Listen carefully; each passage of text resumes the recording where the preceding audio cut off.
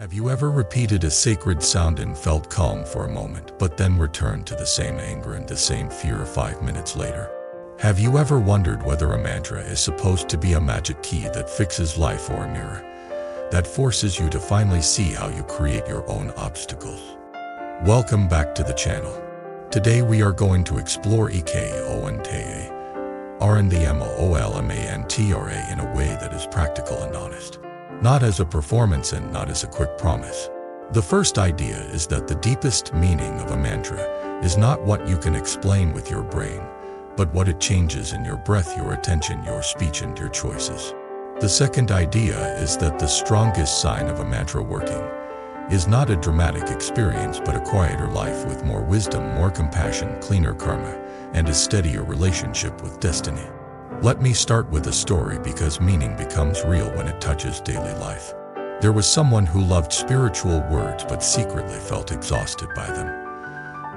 They watched videos and listened to chants and saved quotes.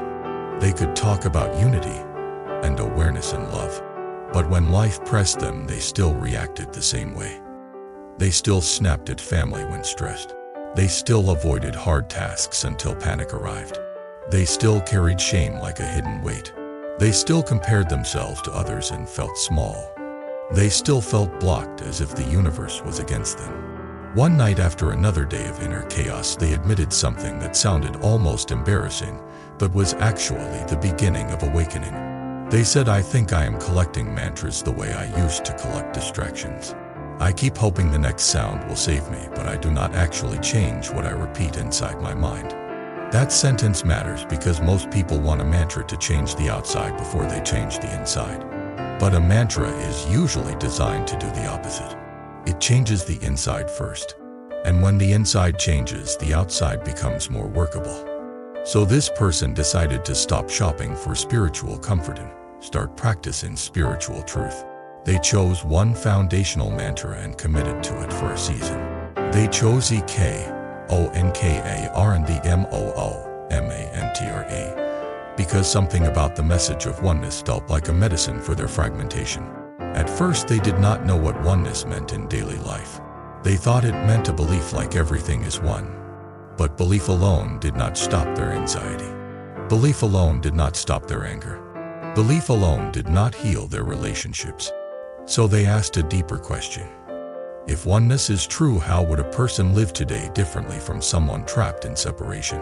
This question became their real practice. They began each morning by repeating ONKAR slowly. They did not rush. They let the breath settle. They let the sound become an anchor. They then repeated the illuminate in a way that felt sincere rather than performative. At first, it felt dry. The mind judged it. The mind demanded results. The mind wanted proof. But then something subtle happened that changed everything. The practice revealed their mind. They realized how fast their mind wanted to grab and label and control. The mind would hear a phrase about unity and immediately turn it into a weapon of identity. I am spiritual. I am different. I am better. Or it would turn it into despair. I will never reach this. I am not pure. I do not deserve this. They saw that the mind could use even sacred words to inflate ego or punish the self. That is a hidden obstacle on almost every path. The ego does not disappear just because you chant. The ego can chant too. The ego can even quote truth while avoiding transformation. So the person made a quiet vow. I will use this mantra to become humble, not to become special. I will use it to soften, not to win. I will use it to see my habits clearly, not to escape them. That vow was the first real sign of the mantra working. Because true spiritual movement reduces ego hunger and increases sincerity. Now let us talk about what people often mean by ONKAR in a way that stays grounded. Oneness does not mean everything is the same in a shallow way. It means life is connected. It means your inner state affects your outer life. It means your actions create consequences. It means you cannot harm others without harming yourself because harm returns as guilt, fear, isolation, conflict, and future distrust. It means you cannot live in hatred and expect peace. It means separation is not only a philosophy, it is a habit of mind that says me versus life, and that habit creates suffering. When the person began to look at oneness as connection and cause and effect, their life started revealing its patterns. They noticed how their anger was connected to fear. They noticed how their fear was connected to control. They noticed how their control was connected to shame. They noticed how their shame was connected to old memories and old messages they had believed for years. They noticed how the whole chain would activate in seconds and then run their day. Before this practice, they called it bad mood. Now they saw it as a chain. And when you see a chain, you can break it at different lengths. This is wisdom. Wisdom is seeing cause and effect clearly and choosing better causes. So they began using the mantra not only in morning practice but in micro moments. When they felt anger rising, they silently repeated ONKAR. Arm paused for one breath. When they felt the urge to send a harsh message, they repeated it once and waited 10 seconds. When they felt anxiety before sleep, they repeated it softly and lengthened the exhale. These tiny uses created a new habit. The habit was pause. The pause became space. The space became choice. The choice became new karma. This is how destiny changes in real life. Not by fantasy. By repeated wiser choices. Now I want to talk about karma without making it scary. Karma is not a cosmic punishment machine. Karma is momentum. You repeat a pattern and the pattern becomes your life. You repeat harsh speech and relationships become tense. You repeat avoidance and opportunities shrink. You repeat honesty and trust grows. You repeat compassion and support appears. You repeat discipline and skill increases. These are not miracles. These are results of causes. The person in the story began to watch their karma in daily speech. They realized their words were planting seeds all day long. They complained constantly. They criticized themselves constantly. They told themselves they were behind.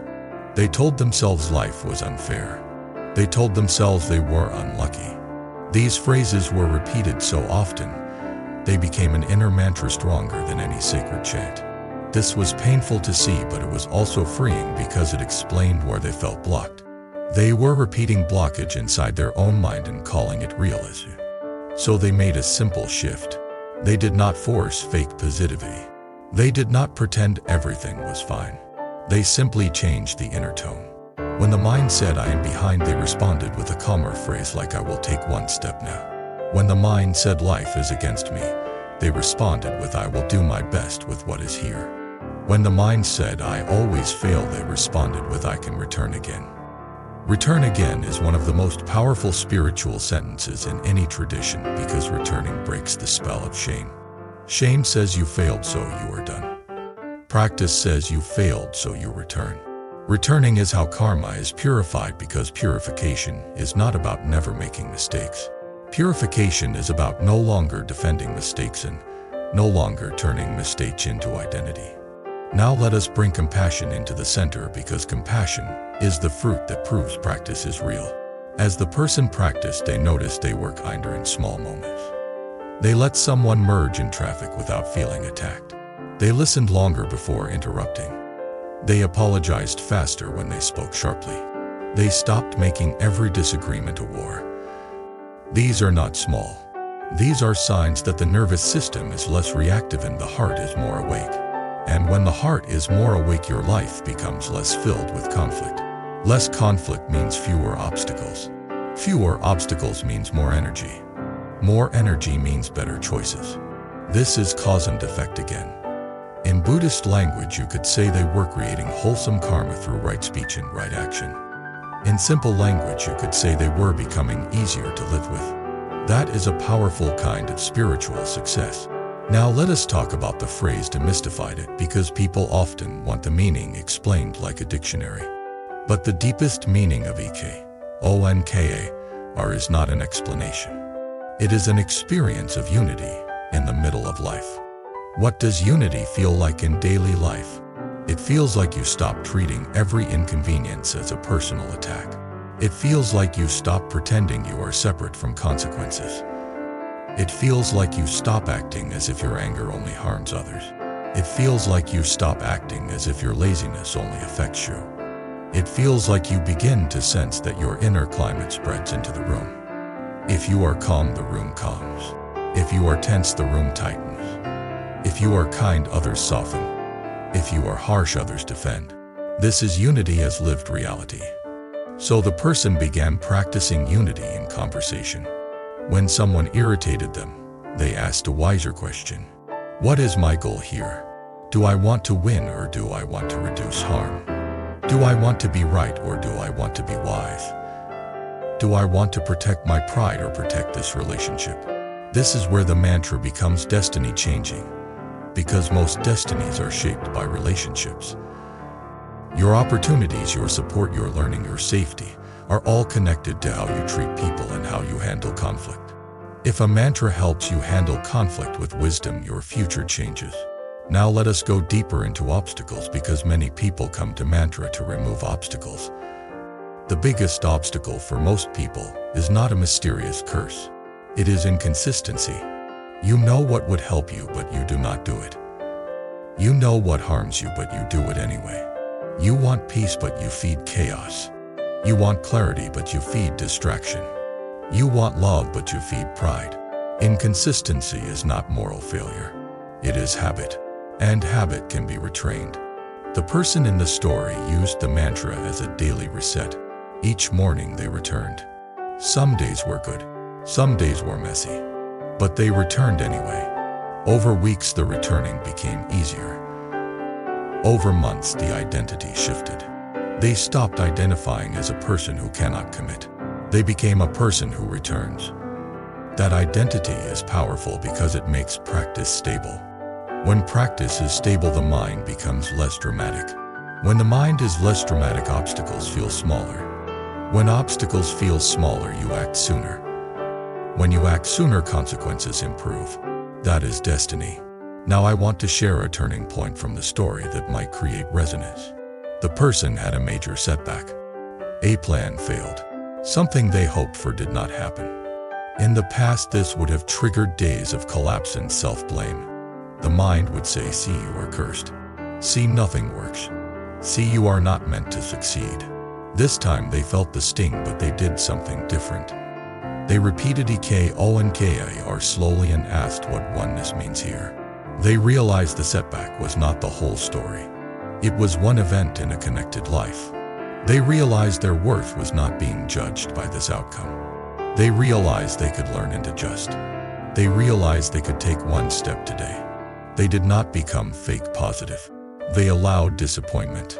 But they did not turn disappointment into identity. That is awakening. Awakening is not never feeling pain. Awakening is not adding poison to pain. Now let me connect this to the idea of destiny in a way that is both spiritual and practical. Many people think destiny is fixed, but much of what feels fixed is simply repeated. If you repeat avoidance, you will face the same stress again and again. If you repeat harsh speech, you will face the same conflict again and again. If you repeat impulsive spending, you will face the same money fear again and again. The repetition creates the appearance of fate. When you change repetition, you change the appearance of fate. That is why mantras matter. They are not only sounds. They are alternative repetitions. They replace unconscious repetition with conscious repetition. Over time, the conscious repetition becomes the new default. So if you repeat ONKAR daily, you are training the mind to return to unity and connection. And unity in practice means you choose actions that reduce separation, harm, and chaos. This is also why compassion becomes central. Compassion is the behavior of unity. When you see connection, you naturally reduce harm because harming another feels like harming yourself. When you see separation, you justify cruelty because you think it does not return. In this way, a mantra can become an ethics teacher without preaching. It teaches through inner experience. Now I will bring this toward a closing reflection that ties the whole video message together. If you came here hoping for a magical result from repeating a phrase 108 times, or any number of times, I want you to consider a deeper form of magic. The magic of becoming a different person. A different person does not mean a perfect person. It means a person who pauses more, a person who lies less, a person who apologizes sooner, A person who speaks with more care. A person who chooses long-term peace over short-term ego victory. A person who returns to practice when they fail. That is the path of awakening. Wisdom is seeing your patterns. Karma is what your patterns create. Compassion is how you transform without violence. Practice is the returning that makes it real. Destiny is the long result of your daily causes. So when you chant ONKAR, let it be more than sound. Let it be a daily reminder to live connected, to act with integrity, to reduce harm, to tell the truth. Thank you for spending this time with me today. If this talk helped you see mantra in a deeper way, I hope you will take one simple step. Choose one phrase and practice it daily for a season. Not to impress anyone, to change your inner life. Now I want to invite you to share your story in the comments. What is the pattern you most want to break right now? Is it anger? Is it anxiety? Is it procrastination? Is it shame? Is it conflict in relationships? And have you ever noticed a mantra helping you pause long enough to choose a wiser response? If you want more long-form talks that connect mantra practice with awakening, wisdom, karma, compassion, steady practice, and destiny, subscribe to the channel, like the video, and leave a comment so more people can find this space. Your support helps keep these conversations alive and helps turn sacred words into live transformation.